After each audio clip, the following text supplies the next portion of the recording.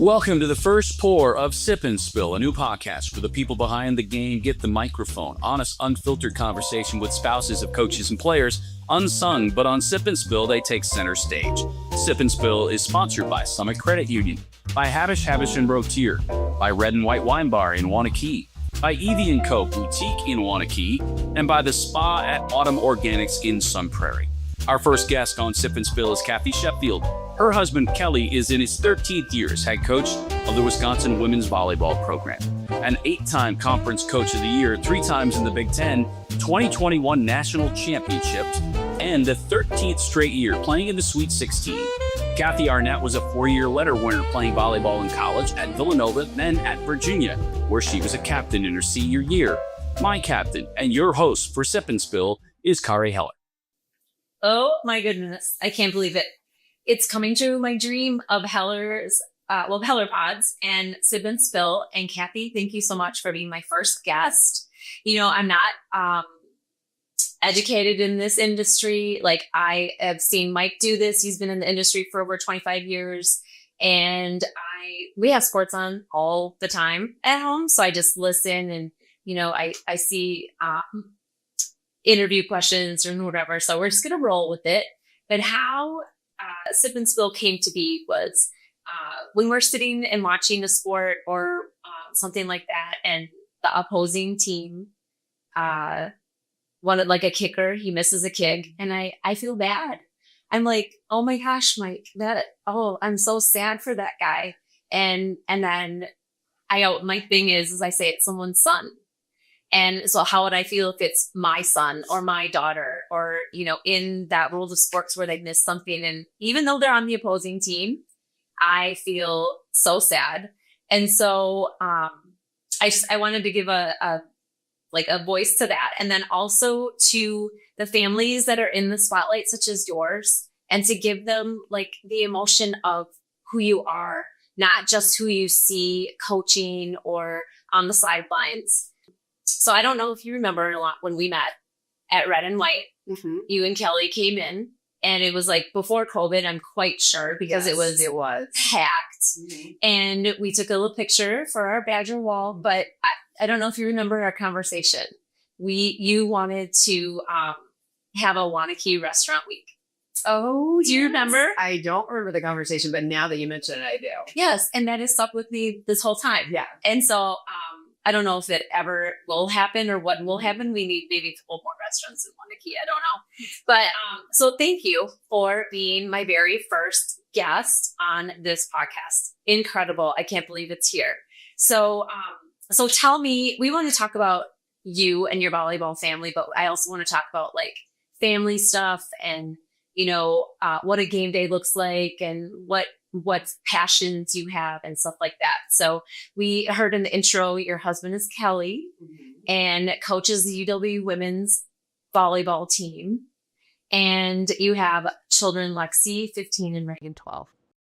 So, and well, on top of all of that, do you feel like you have just, like, this long list of daughters? Oh, because of the team? Oh, the whole team and all of the alumni. Yes. It's really amazing now seeing the players that did play for Kelly now adults with their own kids. So, mm-hmm. I mean, it's a huge Badger family. Mm-hmm. That's great.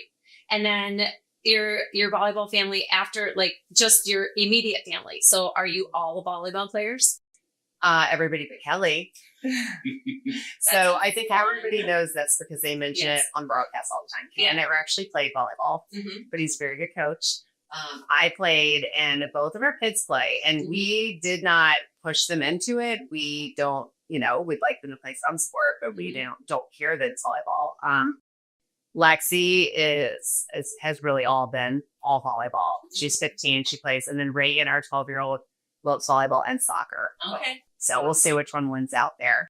That's so fun. So yeah, Mike at Red and White did a BS and Bourbon series mm-hmm. for a little bit, and, you know, you were there. Yes. Kelly did that, and I think the whole wine bar when that came up was like, oh, you're kidding, you know. So back to let's go to your experience. So you played at Villanova, played at Virginia, you're a team captain. So when you look back at that, How did that, like, were you looking for someone who was a coach of volleyball? I was not. I mean, I think volleyball was a huge, huge part of my life. And it's fortunate that it still is. I think if I wasn't married to a coach, it wouldn't necessarily be this big of a part. But, I played as a kid and, played in middle school and high school and then played in college. And when you're a college athlete, I mean, it is really the center of your life when you're playing sports. It's your job. And I love the sport. I was lucky to play in college. And then I'm happy that I'm still involved. Yeah. So you see it in a very different way. Like, the whole thing. Do you have any input on his coaching? Oh, yes. Yes. He gets a little back.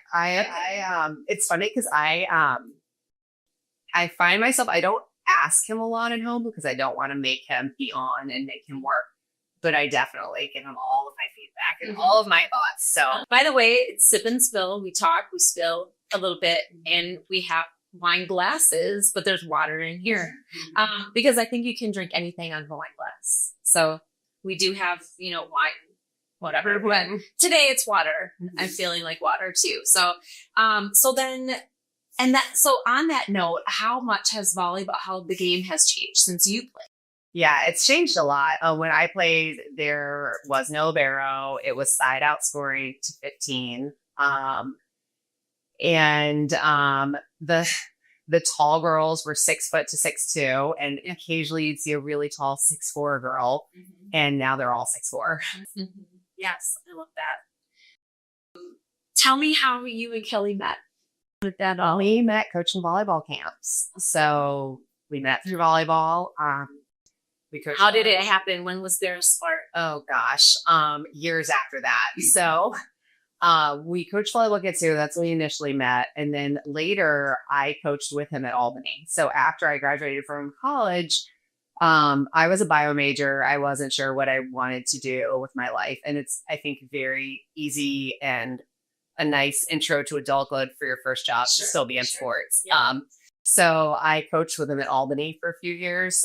And I realized that I didn't want to be a college coach. Like, I like coaching, but I really like coaching younger kids. So then I went back to school, to pharmacy school, and we started dating and ended up getting together in New York. And, and I think it was one of those things where we were working together and, you're in a new place. You don't know a ton of people. We were working together a lot. So we spent a lot of time together and just went from there. Yay. And then how long have you guys been married? We've been married for 20 years. 20 years. Yes. Congratulations. Thank you. That's awesome. So you already answered, one of my questions about, do you talk volleyball at home with each other? But how about at the dinner table? Are you all talking about volleyball or the game or things or what's coming up? Like, even like right now in the midst of some exciting times. Right now, having 4 of us at the dinner table is pretty rare. Fair. But we do it. I mean, we do it when we can. And yeah, there's usually some. I mean, I will say my 15-year-old is always asking, and she wants all of the details. She wants to know exactly what's going on with the lineup. She wants to know what the injury prognosis is, like everything. But Kelly does try. He tries hard and does a good job with not making his relationship with the kids all about volleyball. That leads into my next question. I think it was the Manning family where the dad, the kid, like the boys, like they're all famous football or whatever. They remember like never knowing if their dad won or lost when he came home from a game. I think that's where that too. Yeah. So how do you guys see, like, how is it handled? How do you do the losing and the winning? Yeah, they for sure know. I think it's not a judgment. It just is like, it's a bummer. I'm sure it's very emotional. It is. I will say over the years, Kelly has gotten a lot better with not showing that emotion so much at home after a loss. He does kind of try to turn it off and be with the family. So that's really good. Yeah. But yeah, it's a roller coaster and we're on it with him. And if you let yourself, the wins feel amazing and the losses feel terrible. In his job, it matters. In all of these, college and pro coaching jobs, winning and losing matters. And I think that the biggest way that has impacted my family is that my kids have always been super competitive. Okay. And that I think is one of the biggest parenting hurdles to deal with. So Kelly and I are both very competitive people. Yeah. But they also see that winning matters in the dad's job. Yeah. So, they see the Badgers care about it. Kelly cares about it. I care about it. So being in youth sports and trying to mold that into like positive competitiveness has been a journey. But I think they're doing well with it. Yeah. But they are usually like one of the most competitive kids in the room. We could totally have a whole other podcast just on that, right? Yes. Yeah. Hey, I have a question from the audience. The audience would like to chime in occasionally. How do you parent losing? Because losing is a big part of life, and obviously in sports because of what Kelly does for a living. How do you parent the idea of losing, and maybe who handles losing better between you and Kelly?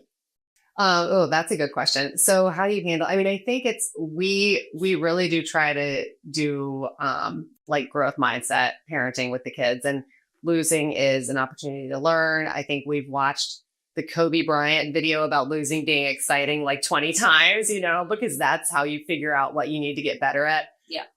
So, and we try to approach it as a learning experience. I don't know who handles losing better out of us. Definitely not my kids. But they go to their rooms and cry yes. a little bit. Yeah. So, Kelly does a lot of talking with the kids too, though. You asked who talks about losing. He does talk a little bit about that, but I think also him coaching, young women that are just a few years older than our oldest daughter. It's really cool for the kids because he kind of coaches the kids sometimes. Right. So yeah, that's great. Which leads me into a little bit of the whole reason why I do this. I wanted to do this was the losing on the bigger picture, like the fans and the community. So how, it's kind of like that question, do you read the comments? Like, are your kids are they seeing social media? Are they seeing, maybe not so many negative things happening with the volleyball program, but like other programs they probably notice as well. Like, talk about that a little bit, and maybe just social media too. We can dive into that a little bit about what you do in your family or with your kids. So I think that, I always think about how the family feels anytime something comes up with sports. And like you mentioned earlier, the players, yes. And my girl, like the volleyball girls, some of the fans are brutal. Like somebody misses a serve and you just hear, and it's just, like they're trying. Yeah. I'd like to see you go do that. Yeah. So I'm very, very protective of the volleyball girls. And I do feel like these athletes, people, don't realize they are 18, 19, 20 years old. They're kids. So I get pretty feisty about that too. Yeah. And Kelly has had pretty good reception, like around here, hasn't had a lot of like negative comments. I will say there are, this isn't necessarily social media, but there are message boards out there. Okay. And I don't ever go on the message boards because that's just misinformation and people's opinions, and those can get pretty nasty. I occasionally will look at the comments on things. In fact, I was laughing because Kelly said 6'7" in an interview the other night, and one of the comments was like, "Oh, he has no idea. Oh, he had every idea. That's why he did it. Exactly. He totally did it. And they played dumb." And he likes to do things to amuse himself. Yeah. So that was one of them. Message boards. I don't even know, fill me in on what that is. Maybe it just is like another form of social media. Kind of I don't know, like Reddit or something, but sports specific. And there's a volleyball one that people go on around the entry, and it's just volleyball gossip. Okay. Got it. And maybe that's for each sport, or probably, even any other things on anything. Yeah. So that I also feel like that can be like a mob mentality. Like maybe someone didn't notice something and then they read something and then now they're going to expand on it. It's like, come on, people. It's very frustrating. And so that's obviously one of the things that I want to bring to light is that the kids, especially who are playing the sport for your entertainment, are young. and they make mistakes. They're not perfect. And then, like you said, like, hey, want to come out here and try to, take that serve from her? Let's see how easy it is. So thanks for that. And then how about the kids on social media? Like, what are they reading? So, our kids, so Lexi just got an Instagram this year. Okay. And I know, I think the little one sneaks on sometimes, but Did they pay for it? Like, oh my gosh, yes. Okay. Yes. And actually, I think, this is totally aside from sports, but I think phones and social media are one of the hardest parts of parenting now. Yes. Lexi got a cell phone before 8th grade, and that was very, very late. And that was a battle. And Reagan will be the same. But with social media, we were trying to wait till high school. Yeah. So Lexi has her first Instagram account. I think, she basically uses it to check scores and see transfers, and it's all about sports that she's looking at. But we've been lucky not to see a lot of negative things about Ellie. Right. So many of our viewers, listeners have husbands or wives that work incredibly busy jobs. It's not just a coach, but it's a non-traditional world. So how did you guys manage reintegrating Kelly into being a parent when he would come home after road trips for recruiting, or because it is non-traditional, but it's not that different from those who live busy business lives. Mm-hmm. How did you manage that, especially as the kids were younger, or even now when they're playing in events that it's sometimes hard for both of you to be there? Yeah, that's a good question. I think first of all, I approach life as I figure out how to do everything with him not here. And then if he's around to take somebody somewhere or go somewhere, it's a bonus. Yeah. Mm-hmm. So I live and die by the carpool. I have made a lot of good sports parent friends to help out with that. So I try to plan everything where it's not on him, because, if somebody goes in the portal and he has to be on the phone or whatever, or somebody on his team has to have surgery and he has to go to the hospital, like there are things that just come up randomly that he wouldn't be able to be there. So I try to carry the load. And then when he's around, that's great. And we do a lot of things with just one of us going, especially with 2 kids. So generally, if he's home for a weekend and the kids have sports both days, he'll watch one day and the other the next day. Mm-hmm. And then the other thing, in terms of reintegrating him, after the season, during the season, he's gone quite a bit. And that's the beginning of August, even the end of July through Christmas, pretty much. So when they were little, I did notice, in January or Christmas time, all of a sudden he was around, and we didn't always necessarily respond to things the same way.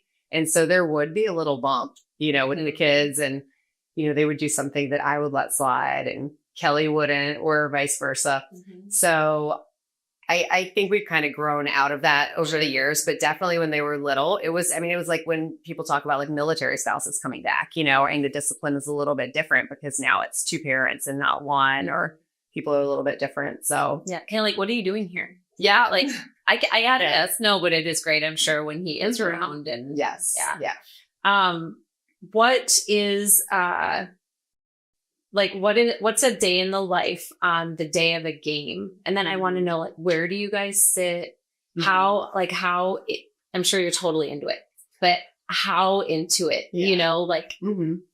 Are you ever shown on camera? Do you know? Yes, sometimes. Okay. All right. Yeah. So fill in on all that. Okay. So day in the life, it kind of depends on if it's home or away, or if it's a school day, now my kids have a lot going on now. And so now a lot of times we get there when we can get there from their activities. Sure. But, my favorite part of being the coach is there's a parking pass right next to the field house. Love it. So I can roll in at the last minute. Yes. Because parking is very difficult around there. So we usually, I don't know, on a typical day, we would get there 30 minutes before the game, go into our seats, maybe say hi to Kelly and the other players on the bench. Our seats are a few rows right behind the home bench. So so we're kind of right there. And let's see, what was the rest of that question? No. How into it? Into it. Okay. So we're pretty into it, but I did realize years ago that no matter how I feel, what's going to happen is going to happen. Yeah. And, my older daughter has always been a little bit more invested in the volleyball outcome than my younger daughter. Okay. My younger daughter likes to hang out with the Badgers, but when they're playing, she's like watching some, coloring some. I don't know, not coloring anymore. Yeah, but you know what I mean. Mm-hmm. So, when my older daughter was younger, she used to get really nervous, and we would take laps around the gym. Like we would be like, okay, we're going to go on the concourse and take a walk. Yeah.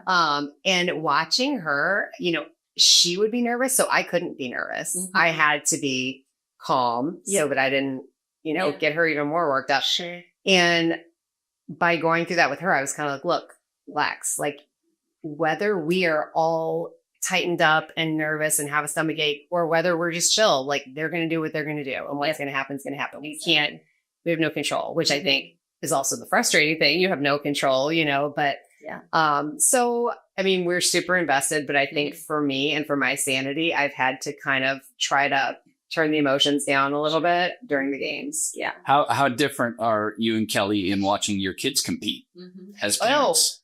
I am way more worked up than he is, for sure. He is very chill as a dad. I mean, as a sports dad, it's hilarious. Yeah. He's like, Cathy, oh, damn. So, yeah, I mean, I don't know. I do. You want it. And you know what their competitive level is too. Yeah. Back to that competitive level, when you are all for playing some sort of a game, do you allow kids to win or do they need to win? They need to win. And that's caused a lot of tears over the years. Maybe not so much anymore, but yeah, we had some bad losers when they were little. Okay, yeah. I mean, that happens. Tell me about your best memory of your college years playing. Like what is the highlight in those years that you had? I mean, I have so many memories of teammates and, I think that the best memory is just being with your team and traveling with your team. Volleyball memory, when I was a freshman, I blocked the Big Ten Player of the Year. Big East, not Big Ten. I'm mixing up my eras. Yeah. I blocked the Big East Player of the Year, and I'm not a very good blocker. I'm not very tall, so that was my personal highlight. So you're still into coaching together, correct? Like you're not part of the volleyball coaching staff, right? The UW. No. But you have Mad Town Juniors. Yes. And that is a club volleyball team that you and Kelly are involved in. So Kelly was involved initially when League One Volleyball wanted to start a club in the area. They kind of reached out to him to get some connections.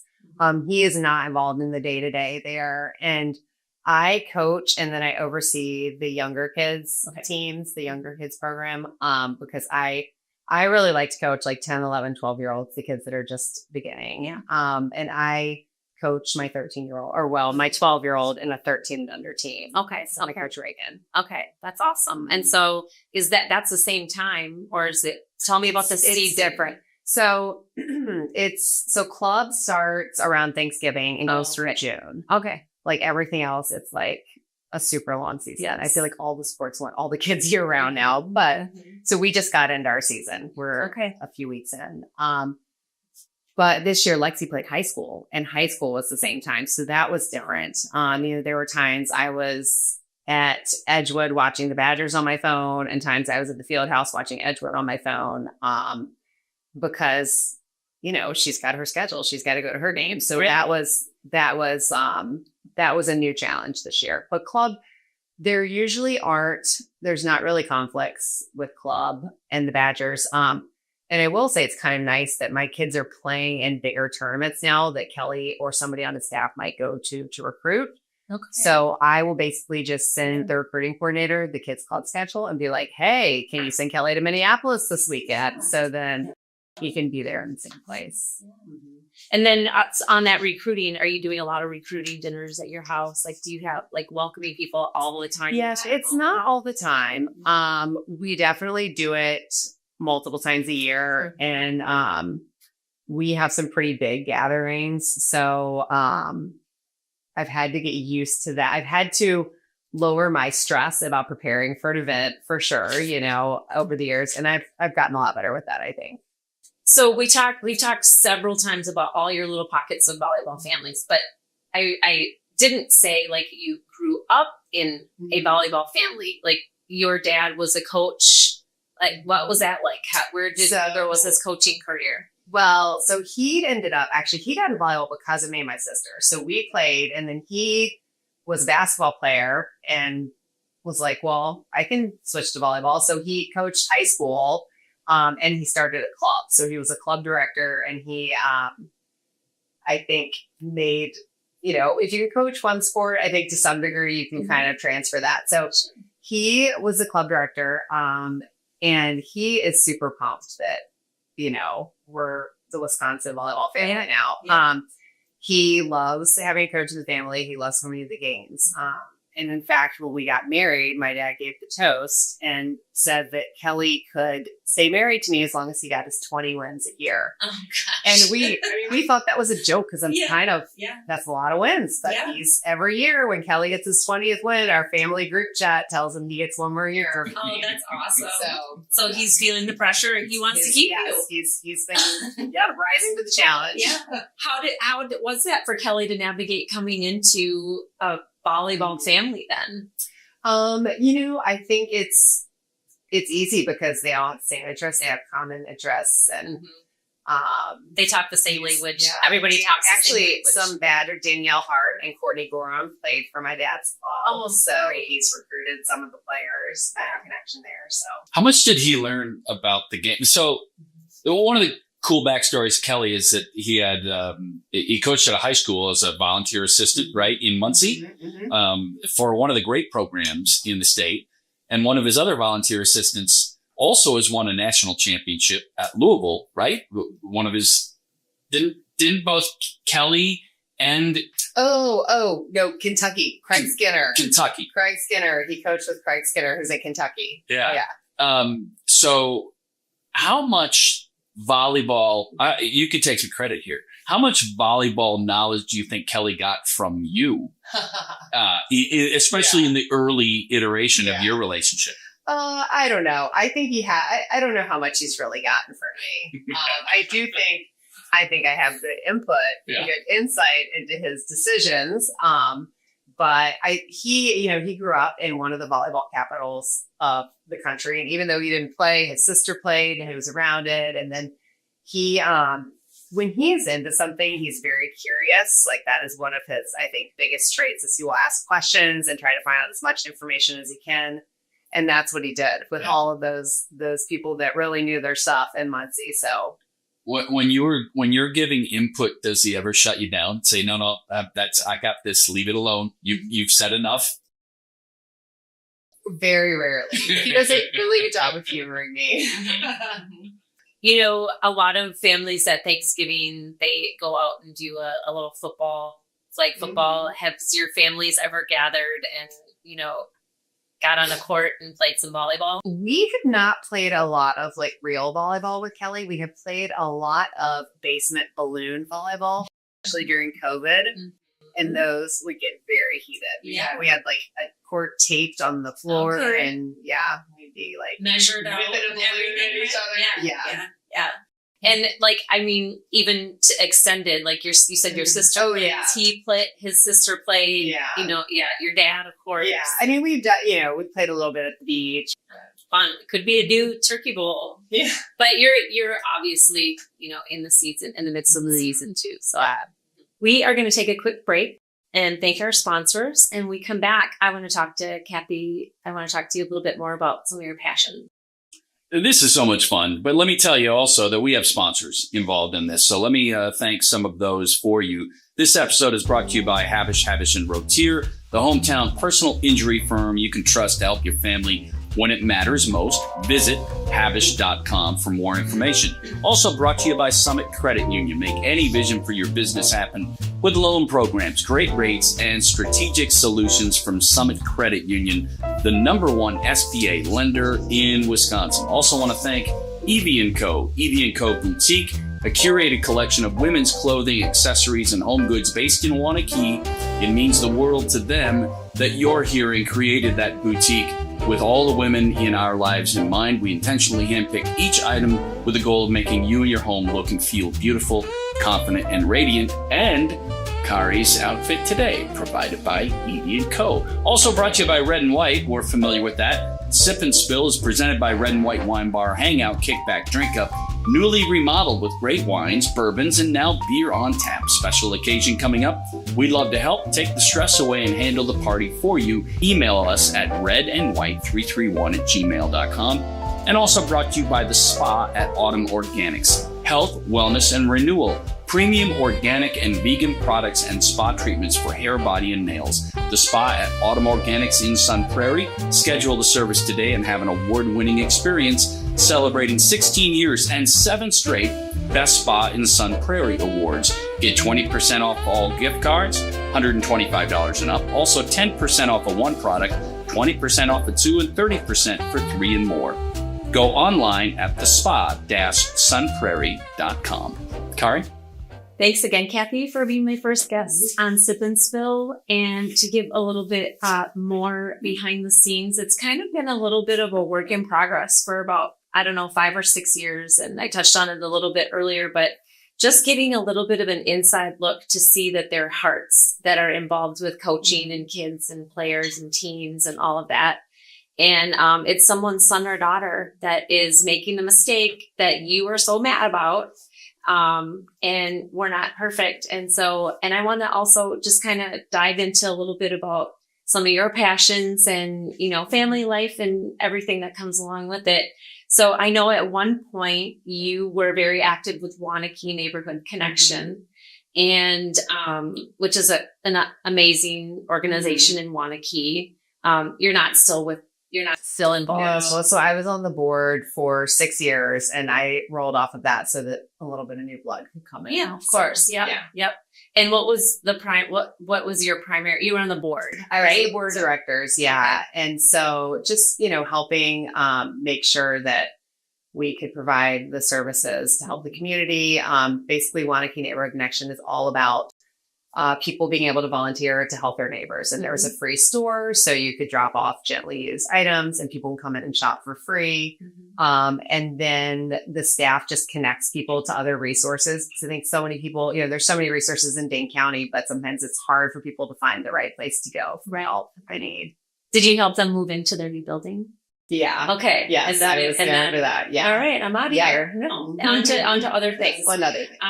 We're actually doing a cheese and wine raffle, and all the proceeds are going to go to Neighborhood Connection. Yes. So that'll be fun. That's coming up next week. But also like Wisconsin Athletics, right, is active in getting back. So you have a stage, you use it for what's some of those passions that come out of that, getting back or volunteering. So I think one of those is the River Food Pantry. So Kelly and I were asked to help join the group to raise funds for their new building a few years ago. And we took a tour, and that place is amazing. I don't know, have you ever been to the River? No, but it's the brand new building just right down the road, right? One of our neighbors is really active. It's a really, it's a place where you go in and everybody that's there is just happy to be there and passionate about the mission. And, there's so much need right now for help with food. Absolutely. So I've been volunteering there ever since we were introduced to it. And we brought the team there before. So, the Badgers have done that. We got Badgers Give Back, took them out there, and they really liked that too. It was really fun. Love that. You probably know our neighbor, Mitch. Oh, yeah.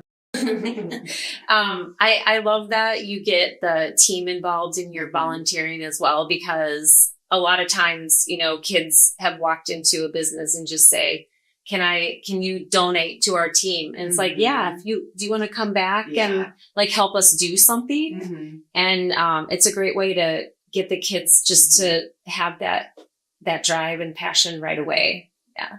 Any other, like, do your kids get involved in? My kids have done work through WNC, Wanakee Neighborhood Connection, over the years. My oldest is just now old enough to start doing things at the River. So we'll probably get that and maybe starting this summer. Yeah. Awesome. Awesome. So, Cathy, on that same vein of the give back, athletics is a privilege, all right? Those who compete, and certainly they've earned their opportunities in life at the collegiate level, but the give back is also part of what happens at the college level, maybe more so than when they were in high school. And I know all of the programs at the UW are active at the Children's Hospital or in other ways. Do you see a growth in that, like as a proxy parent, because all these kids are kind of yours when they're here? And how valuable is that part then for you? Yeah, I think, the volleyball girls do a lot of community service through Badgers Give Back. And I think it helps give them perspective. You're going to the Children's Hospital, especially, I think, interacting with kids. The Badger team has sort of adopted a player who played club for me, who was in an accident last year. Okay. So Georgia Murphy, there was an article in the newspaper the other day. She was my libero, my club team. Her family was hit head on coming back from a volleyball tournament. So it was, every sports family's worst nightmare. Yep. And she was in the hospital for months and months. She's back home now. She's relearning how to do everything, but she still loves volleyball. And so the Badgers have spent a lot of time with her this fall. And I think that's really helped put life in perspective for them that, yes, we're working hard and winning and losing matters. However, when you look at the big picture and what other people are fighting through, you can see that the girls are understanding that. Right. So, and I think that is so great too, because they're a team on the court, obviously, but then you see what they do off the court. And then obviously coming from the leadership too, like they're encouraging, and maybe some of it's their idea. I don't know, like whatever, but then, it's just being, encouraged and empowered. And yeah, I mean, we could go into a lot about all the emotions of girls on the team too. But now you have two girls and, and Kelly's completely outnumbered all the time. So that's amazing. One question that, we could probably edit this out if we need to, but I like to ask people just for fun, what they think that I could do. And so I want to know what your answer is, what you think you could do.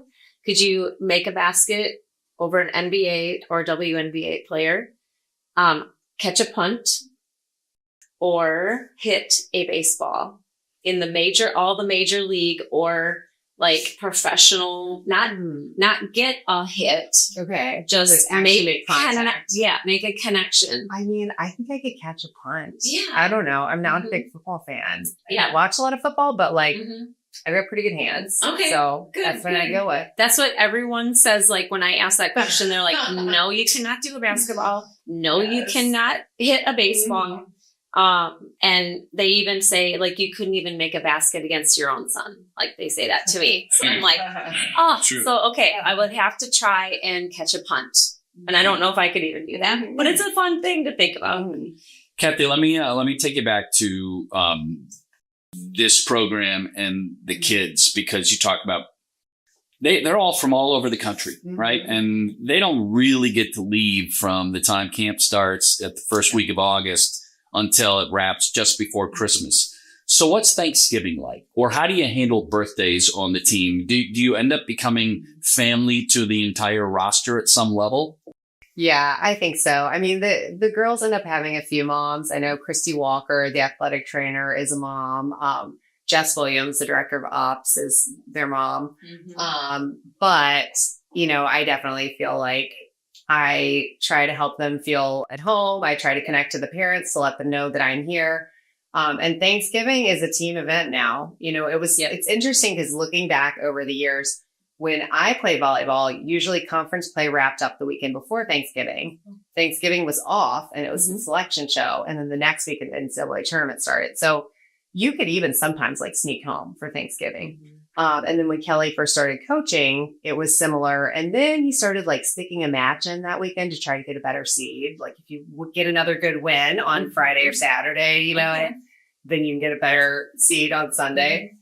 And that's when it kind of, the tide started turning. I was like, okay, so this is not going to be like going to see our family. This is going to be the team family. Yeah. And we used to host at our house for a few years. At Dayton, we did that. And that was really when it was just the team. And so we could sort of get enough food. Like, it was still pretty hard, but we could handle it. And then once we got here and, the staff has grown and the support staff, and then we invited the families when they're done. So nobody caters hot on Thanksgiving. So if you cater it, you're reheating it. Yeah. So we've been spending Thanksgivings a lot of times at, we've done the Edgewater Hotel here. And then we've done different hotels or restaurants out of town. So typically it is Thanksgiving now is a team activity, and any parents that are there for the games, because we usually play on Friday. So this year we spent it at a hotel in Minneapolis. Okay. And a bunch of the parents were there and some siblings. And so when you were in college, when you were Villanova in Virginia, right? Where was home that you were where did you grow up? Virginia. Oh, in Virginia. I grew up in Virginia. Not too far. Not too far. Okay. Yeah. So you didn't have to travel from one coast to the other. No, but it was a 6-hour drive to Philly and a 2.5-hour drive to Charlottesville. Okay. Yeah, and then do you still see your teammates, get together with your teammates? I do. And in fact, I've seen some of them at Badger Bains. Like now when we go, we went to, my kids and I went on the California trip last year, and my old teammate and roommate lives out there, and she and her daughters came to the game at UCLA and USC. I think she came to both of them, and she took us around LA the next day. So, awesome. Yeah, it's fun How exciting to have that as you have so many different pockets of families. Mm-hmm. Yeah. What has Wisconsin been like for both of you? Now, I mean, you've been here almost 14 years. Yes. It doesn't happen all that often in the coaching world, which could be a little bit more transient. And your kids have grown up here. I mean, this is all they know. Oh, yeah. What has Wisconsin been like for you arriving here, and the fan support and the family that Wisconsin volleyball is? We love Madison. We love Wisconsin. And I grew up on the East Coast, went to school on the East Coast, lived in New York. We made a stop in Ohio and then here. And I would say for me, I'm kind of an East Coast paced person. Like, I'm always doing something. I'm go, go, go. But Madison, I think, is a big enough city that you've got a lot of that. And it's active. People have awesome school spirit. Like, it's really fun to be in a college town. I like the fact that we are connected with the university and their hospitals. There's just a lot of resources and education around here. My kids don't really know anything else. They were both born in Ohio. We moved when, this is a good story for you. Okay. So Lexi was 2.5 and I was 7 months pregnant with Reagan. And Kelly got the interview for Wisconsin. We were at my parents' house for Christmas. So on December 23rd, he borrowed a suit from my brother and flew to Madison to meet with Barry. And then accepted the job, came back to Virginia. We did Christmas, came here. He moved to Wisconsin on January 2nd. Wow. So I had a 2-year-old, a full-time job. I was pregnant and I got a house ready to sell.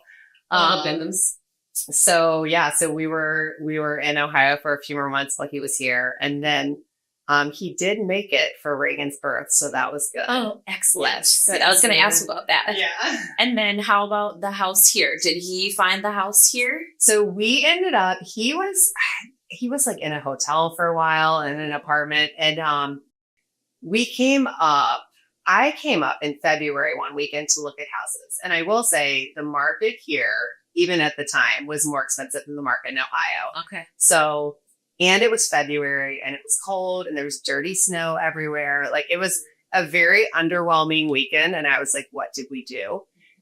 And then we went to the basketball game where Ben Brust made the half-court shot. Oh my gosh. And I was like, okay, we're good. Yeah. So that was the best. The best environment, the best game. Yeah. And that Reagan was born yet? No. I was still pregnant. Okay. I was still pregnant. I was up screaming in the stand. Yeah, so that was February. Reagan was born in March. That's such a great story. So good. And then, Cathy, what's your version of the, if you don't mind sharing, of the story of Kelly Wanakee police during COVID? What he was following. Yes. Yeah. Can you tell us that story? Your version of it? Yeah. So Kelly, he always drives a big black SUV. I don't know. And our neighborhood has like a nice circle that the kids can run or ride bikes around. And so Reagan was riding her bike around the circle during COVID, and I don't know if he was I can't remember if he was trying to like pump her up or trying to make sure she was safe or whatever. Cause she was little. She was like first grader. And a neighbor called the cops because a man in a car was following around a little girl on a bicycle. oh my gosh, that's so funny. And then it ended up, then the cops came, right? And they realized this is my daughter. We were making sure she's safe. Yeah. Oh, that's so sweet. I love that. Well, gosh, what a fun conversation to hear a little bit more about the Sheffield family, and just, to give some heart to your family, your extended family, your history, and all about UW volleyball, women's volleyball, and everything. So it was a great pleasure. Yeah, thanks for having me. It's a great idea for a podcast. Thanks. Cathy, thanks for doing it. Now, by the way, our next episode of Sip and Spill, when I say Kari's next episode of Sip and Spill will drop within the next 2 weeks, and it will be Megan Tressel, Wisconsin's defensive coordinator's spouse. Mike Tressel is the football defensive coordinator. Megan will be our guest the next time around. I do want to send out special thank yous to our sponsors for this, and including Evie & Co., who provided the garment, the beautiful clothing that Kari is wearing. I would have picked that out. Like if I'd have gone into Evie & Co., that would have been something that I would have migrated towards.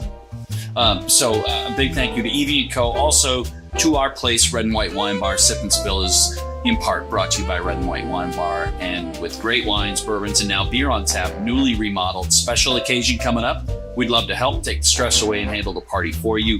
Email us redandwhite331@gmail.com. Also brought to you by the spa at Autumn Organics, premium organic and vegan products and spa treatments for hair, body, and nails. The spa at Autumn Organics in Sun Prairie. Also presented by Habish and Rotier, the hometown personal injury firm you can trust to help your family when it matters most. And brought to you by Summit Credit Union. Make any vision for your business happen with loan programs, great rates, and strategic solutions from Summit Credit Union, the #1 SBA lender in Wisconsin. Sip and Spill, back in a couple of weeks with Megan Tressel.